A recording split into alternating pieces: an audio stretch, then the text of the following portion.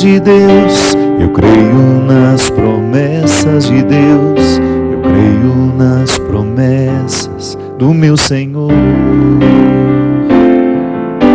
Eu creio nas promessas de Deus, eu creio nas promessas de Deus, eu creio nas promessas do meu Senhor.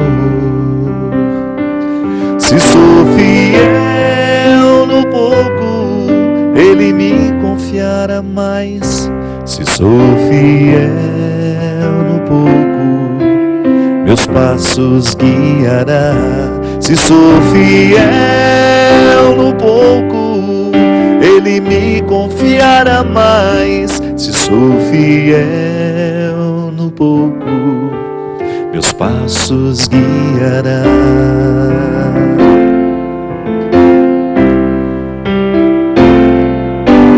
Eu creio na misericórdia de Deus, eu creio na misericórdia de Deus, eu creio na misericórdia do meu Senhor. Eu creio na misericórdia de Deus, eu creio na misericórdia de Deus, eu creio na misericórdia do meu Senhor. Se sou fiel no pouco, Ele me confiará mais. Se sou fiel no pouco, meus passos guiará. Se sou fiel no pouco, Ele me confiará mais. Se sou fiel no pouco, meus passos guiará. Muito boa noite, é com muita alegria que nós começamos mais um programa Direção Espiritual. Lembrando através dessa música do meu querido amigo Eugênio Jorge, que no momento de muita unção, de muita inspiração, compreendeu bem o significado dessa parceria entre Deus e nós. Eu sei que às vezes a palavra parceria pode nos soar estranha, né? Nós não estamos acostumados a pensar Deus como nosso parceiro. Mas é interessante a gente entender que a parceria, ela é sempre a compreensão de dois lados que trabalham juntos. Então sim, nós podemos dizer que Deus é nosso parceiro. É claro, a teologia nos ensina que há sempre um agir de Deus que antecede toda e qualquer ação humana. Então eu não sou bom porque eu sou bom. Eu sou bom porque Deus é bom em mim. Então a minha essência, que participa da essência divina, porque eu sou filho dele, e tenho todos os sacramentos para me ajudar a fazer essa filiação ser cada vez mais evidente em mim, que isso é muito interessante. Nós somos filhos de Deus, mas o pecado pode esconder os resultados dessa filiação. É como se fosse um menino rico que vive como se fosse pobre. Aquela história do Evangelho é muito interessante. O filho pródigo, ele é um menino rico, tem muitos bens, mas vive como se fosse pobre porque gastou toda a herança. Mas mesmo tendo gastado toda a herança, ele não gastou a filiação. Ele continuou sendo filho. E foi isso que fez ele voltar para casa. Porque essa restrição ele não viveu. Deixou de ter o dinheiro do pai porque gastou a herança. Mas continua a herança amorosa. Porque aquele pai jamais iria rejeitar o filho de suas entranhas. Ainda que ele tenha errado muito pela vida. Então a teologia nos ensina que nós nunca perdemos essa graça de sermos filhos.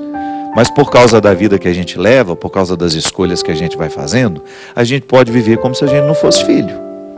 Não é que Deus nos deserdou. É que a gente resolveu gastar a herança de outra forma, de maneira errada. Tantas vezes eu gasto essa herança de ser filho de Deus de maneira equivocada. Tantas vezes nas minhas escolhas eu não manifesto ser herdeiro do céu. Por quê? Porque vivo tão preso àquilo que é mesquinho, tão preso àquilo que é miserável, que essa herança divina que está em mim ficou ofuscada. E o Eugênio, quando ele se inspirou para fazer essa música, ele estava justamente motivado pelo conceito de parceria, que é: Deus é infinitamente superior a mim, Deus é infinitamente maior, mais capacitado em tudo o que na vida eu posso considerar humano, mas Ele não despreza a minha atitude, Ele não despreza o meu esforço. Então Ele se antecipa com sua graça em me dar condições de amar alguém. Mas aquele amor humano do dia a dia, sou eu que vou fazer o esforço para viver. Não é um milagre que não tenha a minha participação. Pode observar, sempre que você precisa perdoar alguém, se você já sente no coração que precisa perdoar, ou que precisa pedir perdão, você já está movido pela graça divina. Santo Agostinho nos dizia que até para a gente se reconhecer pecador, nós precisamos da graça de Deus em nós. Por causa do nosso pecado. É simples compreender isso. Eu, porque sou pecador, costumo ser arrogante, porque sou pecador, costumo ser orgulhoso.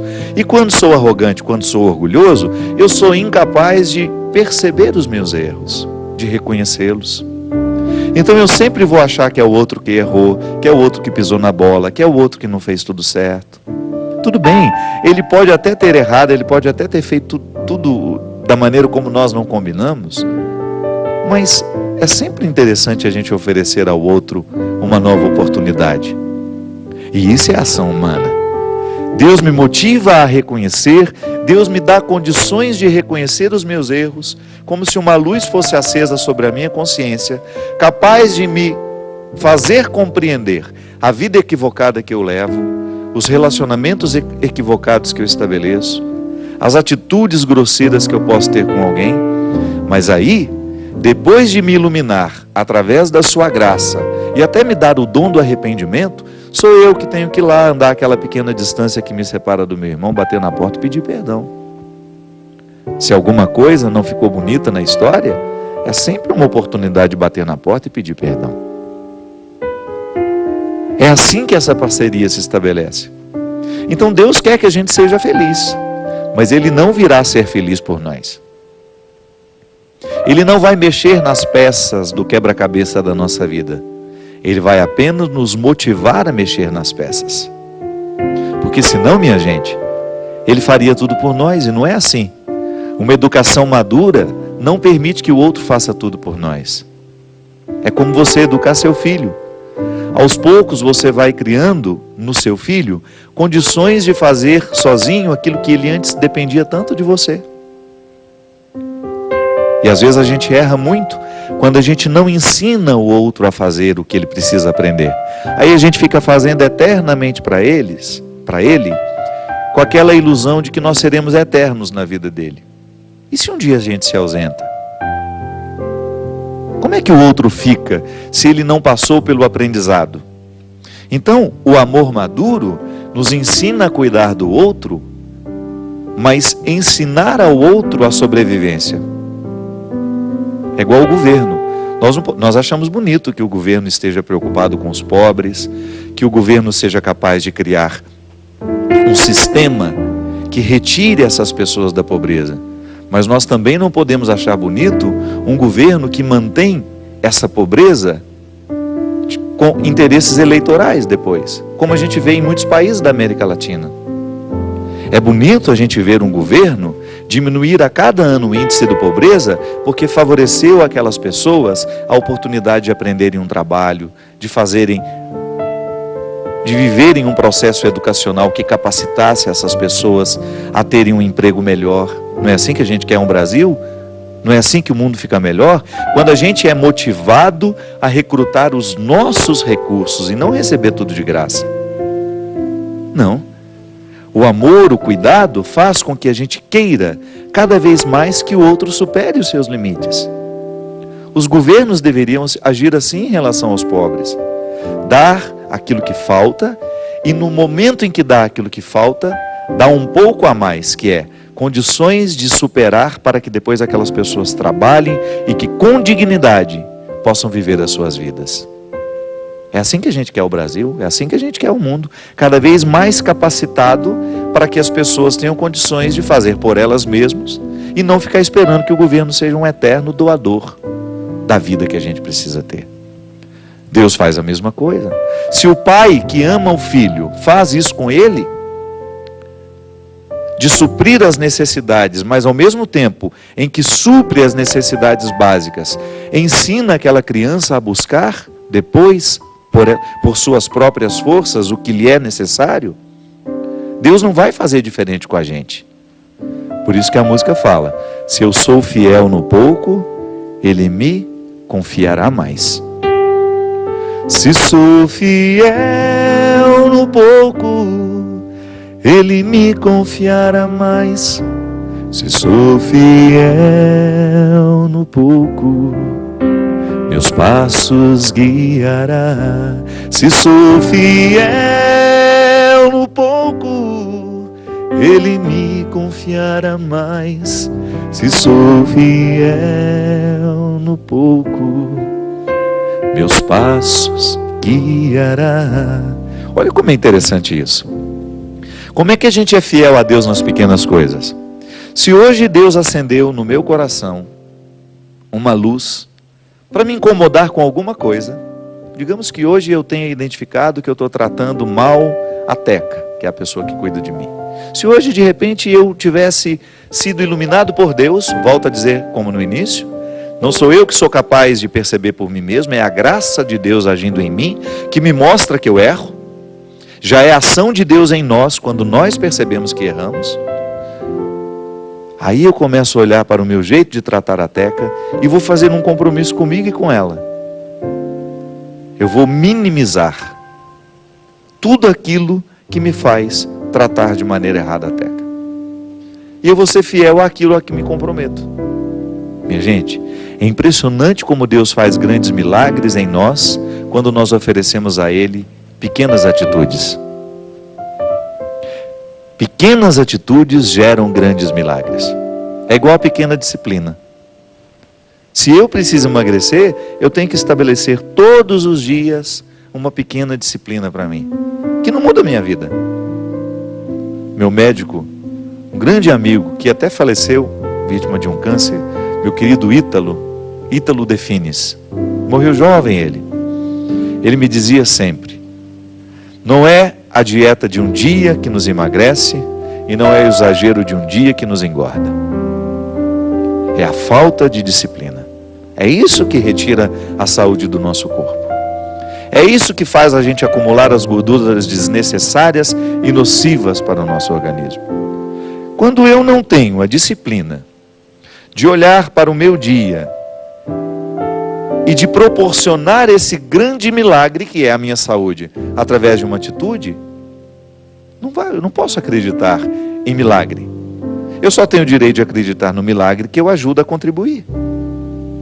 Claro, eu não estou retirando o direito de Deus agir de maneira miraculosa em nós. Ele pode agir. Pode ser que eu não tenha feito nenhum esforço e a graça foi derramada sobre mim. Ele age como e quando quiser. Eu estou falando é que na regra da vida, Deus não dispensa o esforço humano. O milagre grandioso, nossa meu Deus, aquilo é a exceção. E eu não tenho o direito de ficar esperando a exceção. Eu tenho que fazer o meu esforço diário para que esse milagre que passa pelas minhas atitudes seja possível. Eu acho que Deus fica tão feliz, né? Quando Ele percebe que nós estamos cuidando das pequenas coisas. Que nós estamos honrando a nossa parceria com Ele. Que nós não estamos sendo relapsos com a nossa saúde. Da mesma maneira como um pai fica feliz vendo o filho se cuidando. Quando o pai fica feliz sabendo que o filho não está se drogando. Quando ele não está optando pela vida que mata, pelo estilo de vida que mata, Deus se alegra da mesma maneira. Eu acho que quando Ele me vê lá de manhã, abrindo a palavra dEle, procurando alguma palavra aqui, algum texto, alguma parte deste texto que me oriente, que me torne uma pessoa melhor, é claro que Ele se alegra. E Ele multiplica as graças pequenas, as minudências do cotidiano, que vão sendo ampliadas à medida em que eu sou fiel no pouco. É igual está aqui, ó, um pouco do que a gente está dizendo, né? A árvore e os frutos, o coração e as palavras, que está no Evangelho de Mateus. Ou a árvore é boa e o fruto bom, ou a árvore é má e o fruto mau. E portanto, pelo fruto que se conhece a árvore. Víboras que sois, como podeis falar coisas boas sendo maus? A boca fala daquilo de que o coração está cheio. Como é bom fazer coisas boas, sair de seu tesouro que é bom. Quem é bom faz isso acontecer.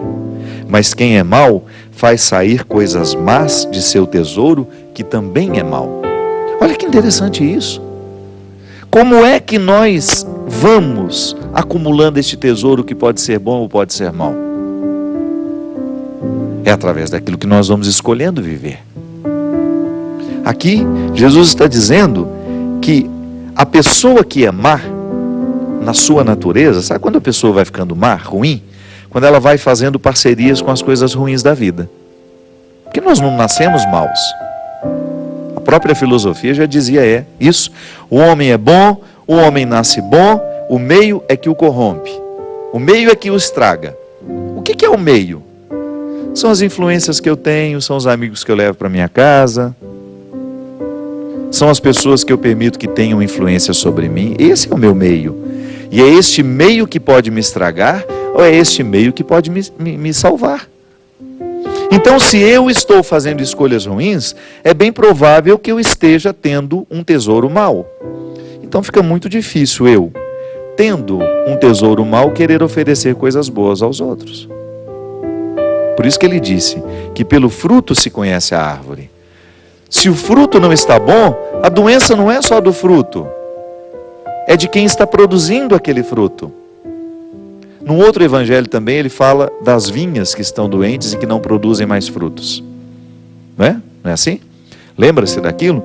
Que ele chega e fala, essas vinhas estão necessitadas de uma vida nova, né? Por quê? Porque não estão produzindo mais frutos. A figueira também, lembra da história da figueira? Que já não produzia há muito tempo. Como é que nós sabemos que uma árvore está doente? Quando você percebe que os frutos dela não estão sendo satisfatórios, não estão sendo saborosos, não é assim? Veja bem, o vinicultor é aquele agricultor responsável por administrar a saúde da vinha. Então, se as uvas estão bonitas, o vinicultor será sempre o responsável pela beleza das uvas. Por quê? É o trabalho dele. Ele administrou um conhecimento que o fez perceber, através da observação, se aquele pé de uva, a vinha, se aquela árvore está saudável ou não. Ele observa as folhas, ele observa o tronco, ele observa as raízes, e ele sabe se aquela vinha está saudável para depois produzir frutos. E onde é que ele vai agir? No momento em que ele cuida do sintoma que aquela folha está expressando. Não é assim? O vinicultor é o especializado, é o agricultor especializado em perceber a aparência da vinha e saber se ela está doente ou se ela está saudável. Minha gente, a mesma coisa é com a gente, em se tratando de vida espiritual. Mas quem nos observa para dizer se nós estamos doentes ou não? Quem é que percebe se os nossos frutos estão de acordo com aquilo que a gente pode produzir ou não? Somos nós mesmos. Nós somos os vinicultores da nossa vida espiritual. Nós somos os primeiros responsáveis pela maturidade espiritual que temos ou pela imaturidade espiritual que temos. Os outros que estão ao nosso redor podem nos ajudar, mas é a honestidade diária que nos faz prestar atenção nos frutos que nós estamos produzindo, que vai nos dar condições de agir diretamente no nosso jeito de ser, para a gente modificar essa produção. É por isso que Deus não trabalha na mentira. É por isso que Deus não pode agir num coração mentiroso. Porque se falta a honestidade, como é que Ele vai agir em nós? Se eu não reconheço que os meus frutos estão ruins, como é que Ele vai agir em mim? O primeiro passo é eu ter a humildade de perceber e de reconhecer que o meu jeito de viver não está produzindo coisas boas. que as minhas palavras não estão edificando, que as minhas palavras não estão engrandecendo a vida do outro, né? Que a minha palavra não tem sido conselheira, que a minha palavra tem sido diabólica, porque corta no meio, minha palavra é fofoqueira, a minha palavra é de maledicência. Toda vez que eu abro a boca é para falar mal de alguém, toda vez que eu abro um assunto é para falar mal da vida de uma pessoa. Isso é fruto. Você começa a perceber se aquela pessoa está saudável por dentro com aquilo que ela fala. Presta atenção no que você anda falando. Presta atenção nos assuntos que lhe agradam e você vai ter condições de perceber a maturidade da sua vida espiritual ou a saúde da sua vida espiritual. Sabe por quê, minha gente? Se a gente não faz a poda na hora certa, da mesma forma como o vinicultor poda a vinha no momento certo, ela vai adoecer. Nós precisamos ter a sabedoria de perceber onde é que nós precisamos podar, o que é que nós precisamos adubar em nós. O que é o adubo dessa vida espiritual? É você criar a disciplina de fazer todos os dias. Então, se você não tem o hábito de rezar com a Sagrada Escritura, começa a ter. Isso é uma maneira que você tem de adubar a sua vida espiritual. E a poda é o quê? Começa a tirar da sua vida aquilo que você sabe que te prejudica espiritualmente. Aquele programa de televisão que ao invés de fazer bem, te faz mal. Aquela leitura que ao invés de fazer bem, te faz mal. Aquela rede social que às vezes, ao invés de provocar coisas boas em nós, só provoca coisas ruins. Ter a coragem de dar uma tesourada, sabe? Em todas as realidades que não estão favoráveis ao nosso crescimento, para que o nosso fruto seja saudável. Se sou fiel no pouco, Ele me confiará muito mais. Essa regra é para mim, essa regra é para você, essa regra é para o Diego. Essa regra é para todos nós que queremos ser gente. Essa regra é para todos nós que estamos um pouco preocupados com a qualidade da nossa vida cristã. Porque, é claro, que se você for pegar os cristãos que estão esparramados pelo mundo, pode ser que metade não esteja nem aí para as suas atitudes, não esteja nem um pouco comprometida. Essa metade não está nem um pouco comprometida com as exigências do cristianismo. Vive como se Deus não existisse.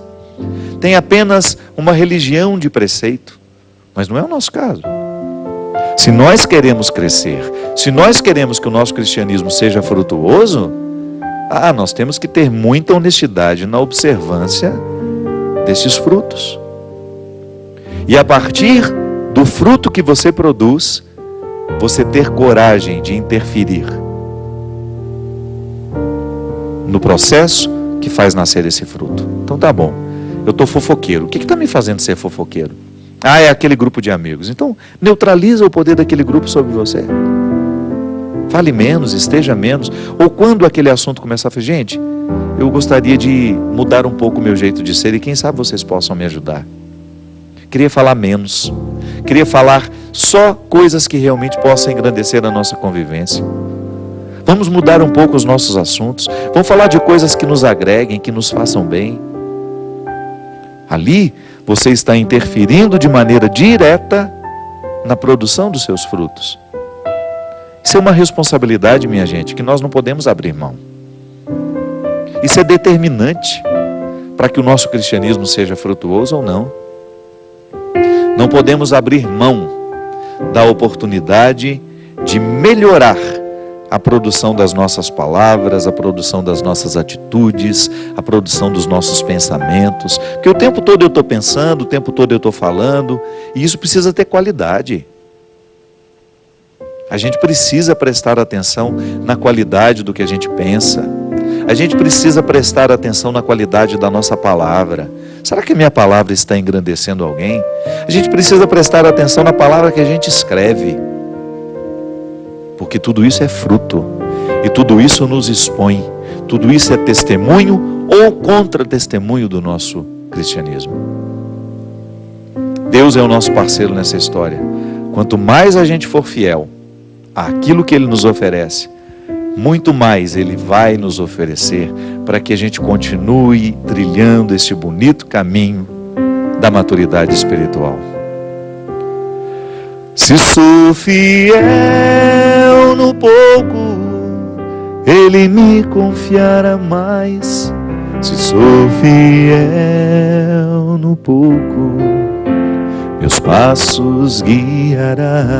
Se sou fiel no pouco, Ele me confiará mais. Se sou fiel no pouco, meus passos guiará.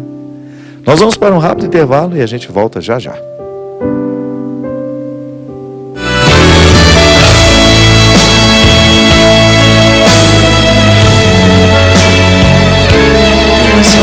De Assis de Bigode, quanto depois também na peregrinação da Terra Santa.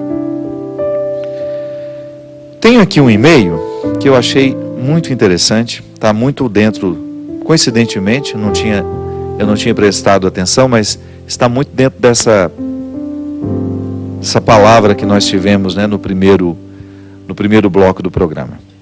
Padre, meu nome é Cristina de Cássia, sou amaziado com Marcos, um ex-presidiário, um homem muito bom, que passou 1 ano e 4 meses preso. Eu sempre fui muito dedicada, padre. Nunca faltei a uma visita a ele. E depois desse tempo todo, ele foi solto e voltou para casa.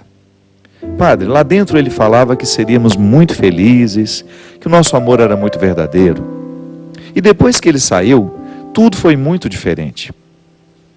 Começou a me tratar de maneira diferente como me tratava antes. Começou a falar que ia embora, que não queria mais ficar comigo. Começou a trabalhar num posto de gasolina perto de casa, trabalhava à noite, eu de dia, e ele é de uma torcida organizada, tinha roubado algumas vezes antes de estar comigo, e lá dentro da cadeia, do presídio, ele prometeu para Deus que iria parar com tudo isso. E hoje, padre, faz 1 semana que ele foi preso novamente, pois estava com uma arma para se proteger no posto.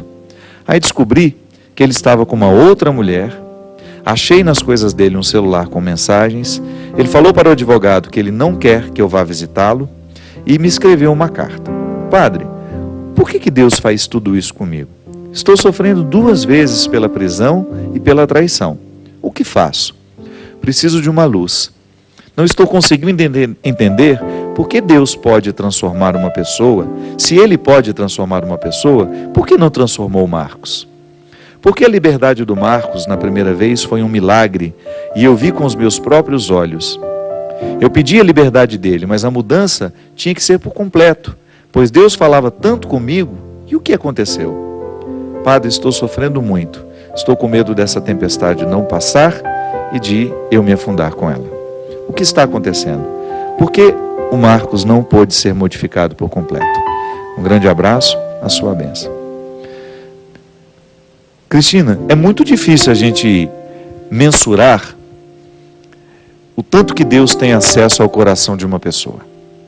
Eu, por exemplo, quando eu olho para a minha vida, tudo aquilo que Deus já conseguiu transformar em mim, eu não consigo mensurar assim, quando é que eu coloquei obstáculos ou quando eu facilitei. É difícil de mensurar o tanto que Deus teve a oportunidade de agir em mim e o tanto que eu coloquei obstáculos para a sua ação. De maneira que é muito difícil olhar para o Marcos, você, no caso, que o conhece, e saber o quanto de chance verdadeiramente Deus teve no coração de uma pessoa. Porque às vezes a gente presencia, eu como padre, presencio muito isso. Uma conversão que não acontece verdadeiramente porque ela é motivada por um instante difícil. Como estar preso. Não deve ser fácil ser preso. Não deve ser fácil viver o cotidiano de um presídio. Estar privado da liberdade, né, desse direito de ir e vir. Estar privado de estar na sua casa com as pessoas que você ama. Estar privado do seu trabalho, dos seus amigos. E muitas vezes, por causa dessa dificuldade momentânea, às vezes a pessoa promete mundos e fundos. Promete para quem está lá de fora, promete para ele mesmo, promete para Deus.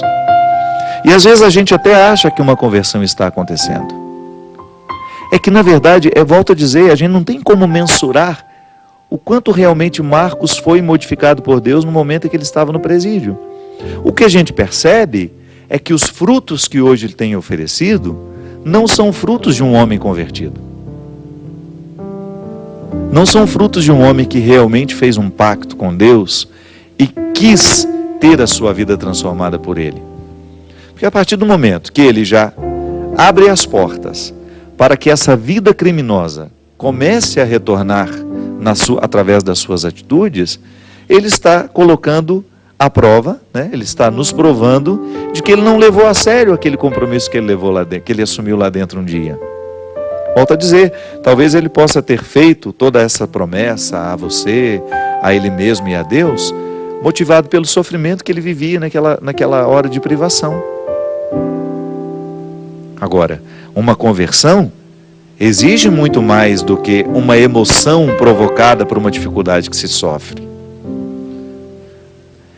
Você já sabe, fala agora para a Cristina e para você também, né, que nos acompanha, quantas vezes na vida a gente toma decisões apaixonadas, que não passaram verdadeiramente pelo crivo da nossa razão. É simples. Você estava vendo o sofrimento de uma pessoa e você ficou tão emocionada com o sofrimento dela que você prometeu que, digamos que a casa dela tinha sido destruída pela enchente. Você prometeu para ela que iria reconstruir a casa dela. Isso você faz no afã daquele sentimento, né? Naquele momento onde tudo em você está emocionado, onde tudo em você está inflamado pelo bem, pelo desejo de ajudar aquela pessoa. E de repente passa um dia, você fica menos emocionada, passa 2, a emoção está menor ainda, passa 3, passa 4, passa 5, e você descobre que você fez uma promessa que não condiz com o que você realmente quer. Por isso que a gente precisa tomar muito cuidado com o que a gente promete quando está no auge da nossa emoção. Porque pode ser que a gente esteja ferindo a nossa razão e esteja prometendo algo que a gente nem seja capaz de cumprir.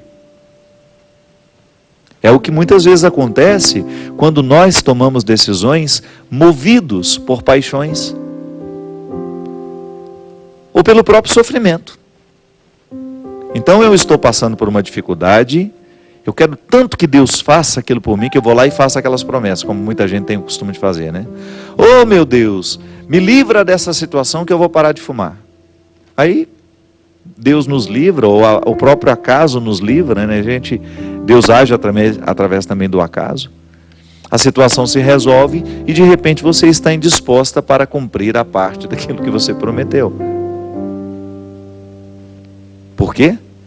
Porque a gente não administra, depois dessa promessa apaixonada, a gente não administra a disciplina do que a gente prometeu.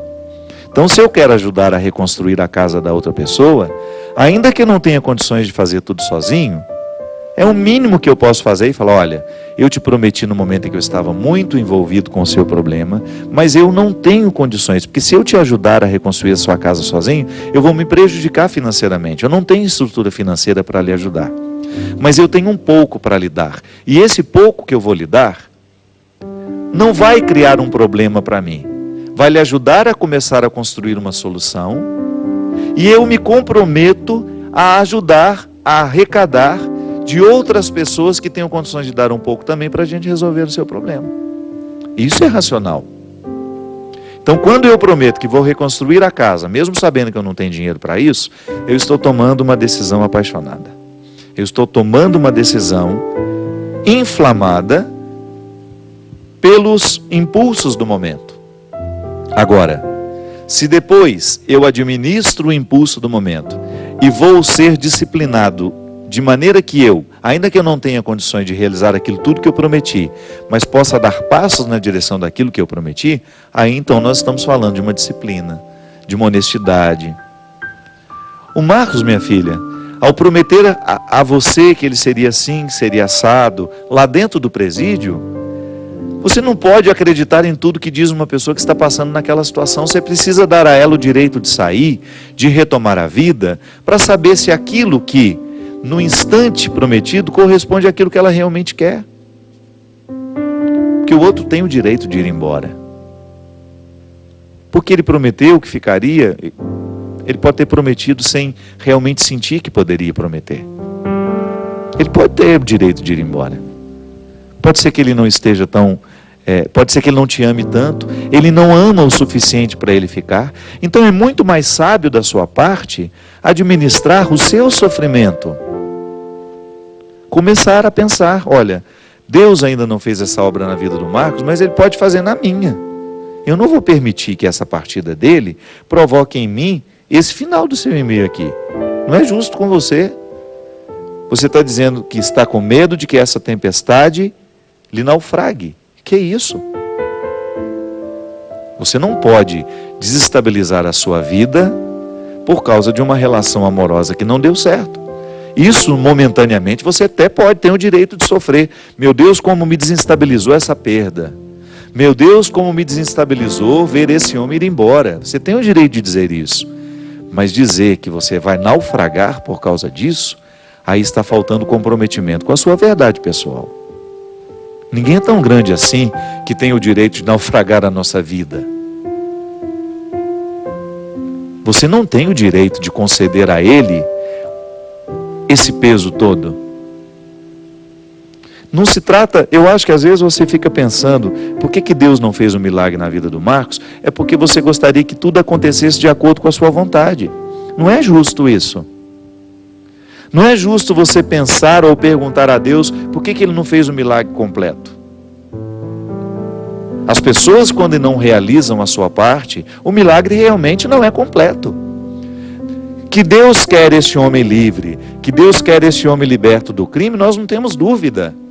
Agora, se ele não fizer a sua parte diária, de fazer um compromisso com a honestidade, com um trabalho que lhe possa ser digno, se ele não romper com todos os braços do crime que estão ligando a vida dele a essa vida criminosa, Deus não terá oportunidade de fazer nada. Volto a dizer, a graça de Deus nos antecede, mas ela pede o nosso esforço. Ela pede a minha atitude. Se o Marcos está negligenciando fazer a sua parte neste milagre, de procurar ser um homem correto, de procurar ser um homem honesto, de procurar ser um homem trabalhador, como é que Deus vai agir na vida dele, minha filha? O milagre não foi completo, não é porque Deus não quis, não. O milagre não foi completo porque o Marcos negligenciou a sua parte. E o milagre será completo no momento em que ele cair em si e perceber que a vida dele pode ser muito melhor, que ele não nasceu para ser um bandido, que Deus não nos quer atrás das grades. De maneira alguma, eu não acredito que Deus tenha projetado um ser humano para o fracasso. Deus não quer o Marcos atrás das grades, mas também não lhe quer atrás das grades dos afetos. Dá uma lidinha nesse livro aqui, ó. Quem me roubou de mim? Se você não leu, procure ler.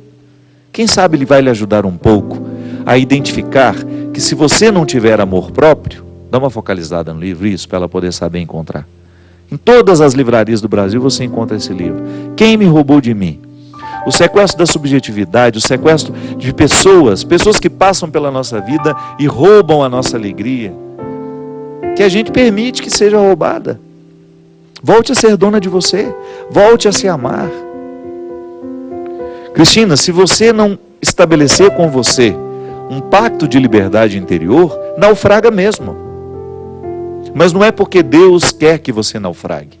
Então, se o Marcos não cumpriu a parte que lhe cabia no milagre, você não pode incorrer no mesmo erro. Porque se o Marcos precisava de um milagre para ser libertado dessa vida ruim que ele está levando, hoje você também precisa de um milagre para romper com as cadeias afetivas em que você está. E não é só a Cristina, não. Tanta gente hoje também vive essa cadeia dos afetos, é horrível.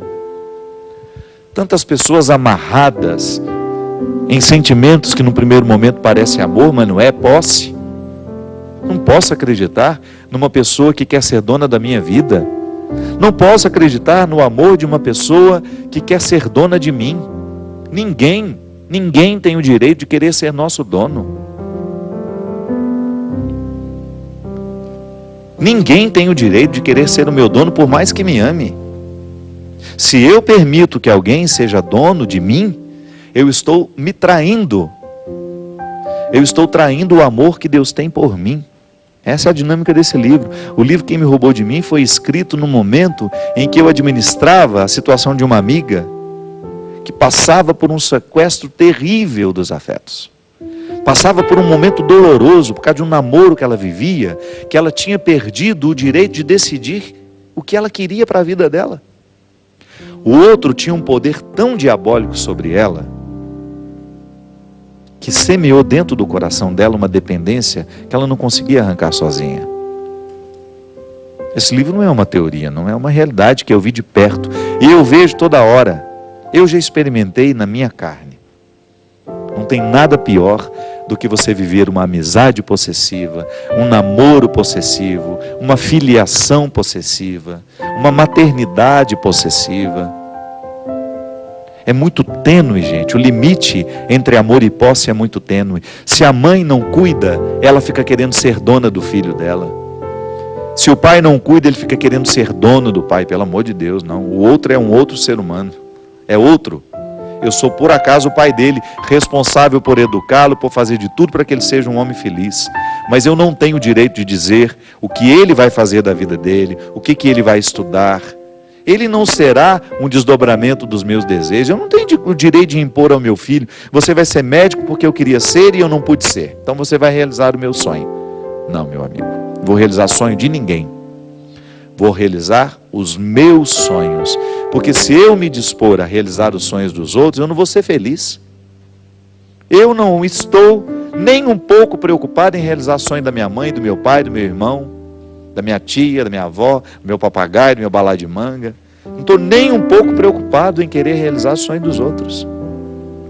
Se por acaso o sonho que o meu pai tem para mim coincidir com o meu, que bom. Mas sabe qual é o sonho que eu tenho que realizar? É o que Deus tem para mim. Este eu não posso negligenciar. Eu identificar no meu coração para que eu nascer. Para quê? O que eu posso fazer da vida que realmente vai me tornar um homem feliz? Esse é o meu sonho.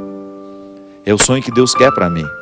Passo a minha vida inteira tentando ocupar esse lugar. Eu quero sim ocupar o lugar que Deus tem para mim. Como que eu investigo isso? Como é que você investiga isso? Prestando atenção em si mesmo. Quem não presta atenção em si mesmo não terá condições de descobrir o que Deus quer de você. Então, minha filha, cuide do seu coração agora neste momento, porque senão naufraga mesmo. Agora, eu vou falar para você. Seria um crime você aceitar naufragar a sua vida por causa de um homem que não te ama. Só tem sentido a gente lutar por situações que a gente sabe que valem a pena. Se ele já disse que não te ama, que ele não quer nem a sua visita, vai viver a sua vida. Vira essa página. Você que está aí me escutando, de repente você fala: nossa, o padre está falando para a Cristina, mas ele está falando para mim também, que eu estou vivendo uma situação igualzinha. Tanta gente vivendo uma situação assim. Precisando ter coragem de virar essa página, precisando ter coragem de dizer: olha, chega, eu agora vou correr atrás do que realmente Deus quer que eu corra. Eu não vou desperdiçar a minha vida com um projeto que não é meu. Porque se eu sou fiel neste momento em eleger o que realmente merece o meu cuidado, Deus abençoa isso. A bênção de Deus é o que sela essa parceria. Eu faço aquilo que Ele não pode fazer por mim. E já dizia o santo: Deus só pode realizar o impossível depois que a gente fez tudo o que nos foi possível. É isso que eu desejo a você. Que Ele abençoe o seu coração, que Ele ilumine hoje a sua mente para que você tenha condições de saber o que você pode hoje fazer para que a sua vida seja melhor. Qual é a parte do milagre que lhe cabe? Qual é a página que você precisa virar? Qual é o passo que você precisa dar na direção de tudo aquilo que é bonito, que Deus preparou para você e que lhe espera? Se você for fiel a essa pequena parte de hoje, de amanhã, depois, você pode ter certeza que Deus realizará grandes obras na sua vida. Derrame sobre todos nós a bênção e a proteção do céu, do Deus Todo-Poderoso, Ele que é Pai, Filho e Espírito Santo. Amém. Até a semana que vem, se Deus quiser. Eu creio na misericórdia de Deus, eu creio na misericórdia de Deus, eu creio na misericórdia do meu Senhor. Eu creio na misericórdia de Deus, eu creio na misericórdia de Deus, eu creio na misericórdia do meu Senhor.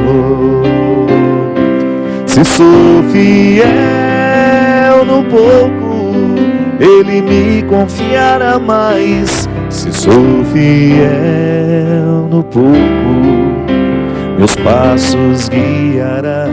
Se sou fiel